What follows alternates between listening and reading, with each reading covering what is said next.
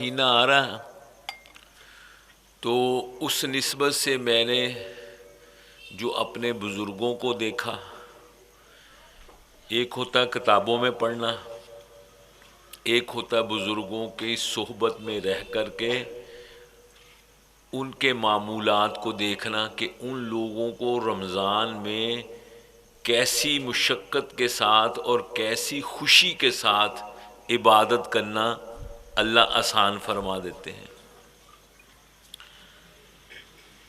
حضرت مولانا عبدالعزیز صاحب سرگودے والے ہمارے بزرگ تھے، جو حضرت مولانا عبد القادر صاحب رائے پوری رحمۃ اللہ علیہ، جو حاجی عبد الوہاب صاحب کے پیر تھے۔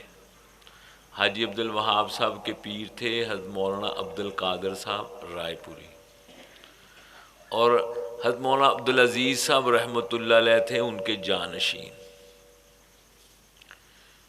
تو میری عمر اس وقت 15-16 سال کی تھی، جس وقت اللہ نے، میں مدرسے میں پڑھتا تھا فیصل آباد اشرف المدارس، جب حضرت وہاں تشریف لائے حضرت مولانا عبدالعزیز صاحب، تو پھر میں نے تقریباً 1990-92 تک وہ حیات رہے، تو اتنا عرصہ جب بھی رمضان میں جانا ہوا حضرت ایک قرآن شریف روزانہ ختم کرتے تھے۔ ایک تو ہے نا کتابوں میں پڑھنا، ایک ہے سامنے دیکھنا، یعنی صبح سحری کے بعد، اشراق کے بعد حضرت شروع کرتے تھے، اور افطاری کے وقت جب دسترخوان لگتا تھا تو قرآن شریف ختم ہو جاتا تھا۔ اور آخری دنوں میں ہم نے دیکھا کہ ان کے منہ کے اندر کوئی دانت نہیں ہے، منہ کے اندر کوئی دانت نہیں، اور جب منہ کے اندر کوئی دانت نہیں ہوتا نا تو پڑھنا بڑا مشکل ہوتا ہے، بات بھی نہیں کرتا، باتیں کرنے بھی بڑی وہ صحیح طرح الفاظ نہیں ادا ہوتے۔ تو حضرت اونچا سنتے تھے، تو کان کو ٹوٹی لگائی ہوئی تھی، اور ایک حافظ پڑھتا تھا، اس کے ساتھ پڑھتے جاتے تھے، وہ تھک جاتا تھا، دوسرا آ جاتا تھا، تیسرا آ جاتا تھا، وہ سناتا رہتا تھا، حضرت ساتھ ساتھ پڑھتے رہتے تھے۔ یہ اپنی آنکھوں سے دیکھی بات ہے۔ اور اس کے بعد ہمارے حضرت مولانا ظفر احمد صاحب قادری رحمۃ اللہ علیہ باغا بارڈر کے اوپر ہوتے تھے، تو ان کا معمول یہ تھا کہ وہ رمضان شریف سے پہلے ہی ساری خریداری کر لیتے تھے، عید کے کپڑے بھی رمضان سے پہلے بنوا کے رکھ لیتے تھے، اور رمضان میں کہیں آنا جانا نہیں، کہیں بھی، اور یہ کوشش کرتے تھے کہ رمضان شریف کے اندر ایک چلہ تکبیر اولیٰ کا مکمل کر لیں،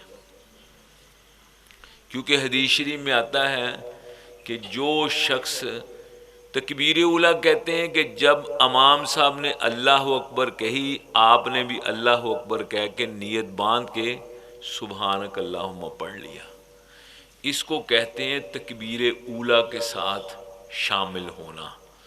اس کے اوپر اللہ یہ انعام دیتے ہیں کہ یہ شخص نہ تو منافق ہوگا، اور میں اس کو اپنی گارنٹی کے اوپر جنت عطا کروں گا، یعنی کہ 40 دن تک تکبیر اولیٰ کے ساتھ نماز پڑھنے والے کو اللہ پاک کہتے ہیں کہ بھئی میری ذمہ داری ہے، میں تجھے اپنے گھر جنت میں بنا کے دوں گا۔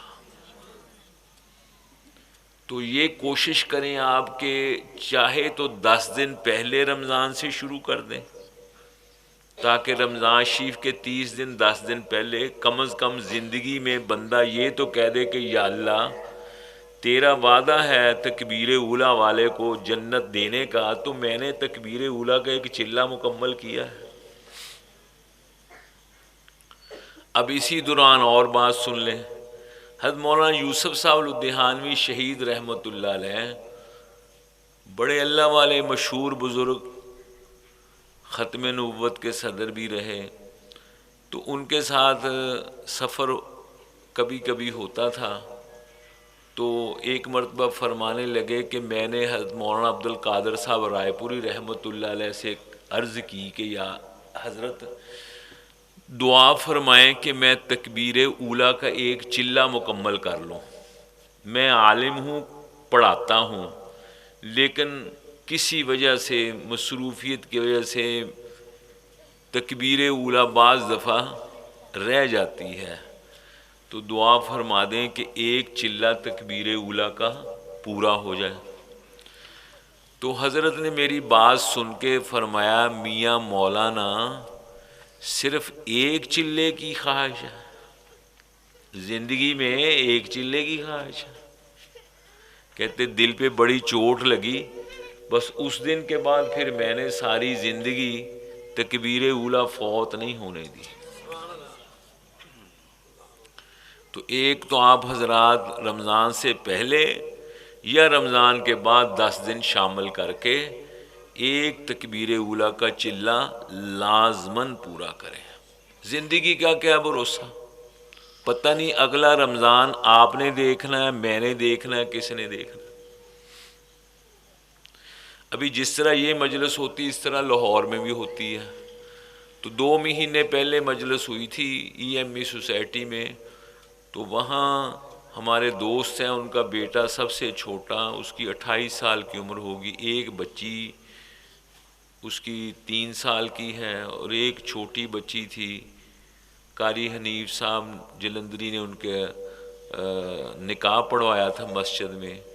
تو وہ کل گھر سے نکلا ہے کسی کام کے لیے، موٹر سائیکل پہ کسی نے اس کے اندر گاڑی ماری اور وہ انتقال کر گیا.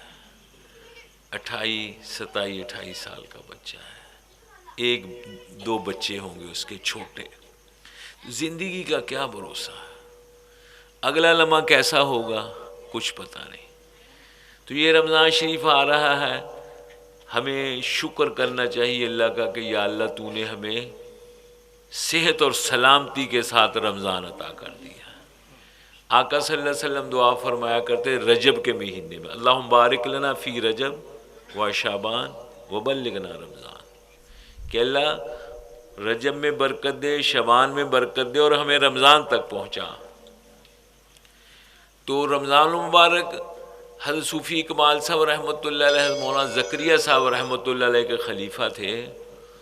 وہ تقریباً 1985 سے لے کر 1995 تک پاکستان آتے رہے، مسلسل 10 سال. وہ صرف رمضان گزارنے کے لیے پورے رمضان کا اعتکاف ہوتا تھا.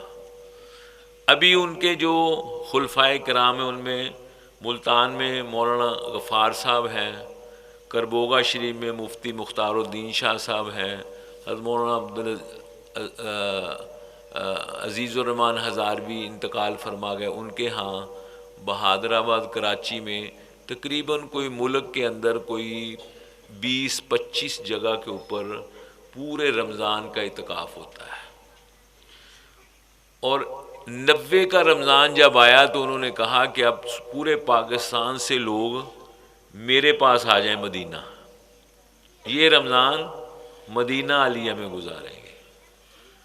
تو پھر پاکستان سے کو 80 کے بندے، ان میں اللہ نے مجھے بھی توفیق دی، میں بھی گیا. اس وقت صرف 18,500 19,000 کی ٹکٹ تھی بائی ایئر 90 میں. تو انہوں نے ہمیں اپنے پاس رکھا مدینہ عالیہ میں. 10 دن پہلے مدینہ عالیہ میں رہتے ہیں. تو مدینہ عالیہ کے اندر انہوں نے رہائش بھی دی، ہمیں کھانا بھی دیا. پھر مکہ معظمہ میں وہاں عبدالحفیظ مکی صاحب رحمۃ اللہ علیہ انتقال فرما گئے. انہوں نے اپنا گھر خانقاہ بنایا ہوا، تقریباً 10-12 مرلے کا گھر ہے. پوری دنیا سے لوگ وہاں آتے ہیں، جو بھی عالم آتا وہاں ایسے بسترے لگے ہوئے ہیں، خانقاہ بنی ہوئی ہے. تو اللہ پاک نے پوری دنیا کا ایک نظام بنایا ہوا ہے. پوری دنیا میں اپنے دوستوں کا ایک نظام بنایا ہوا ہے کہ مختصر زندگی ہے، اس کو میرے محبوب کے طریقوں کے مطابق گزار کے آ جاؤ. اتنی سی بات ہے.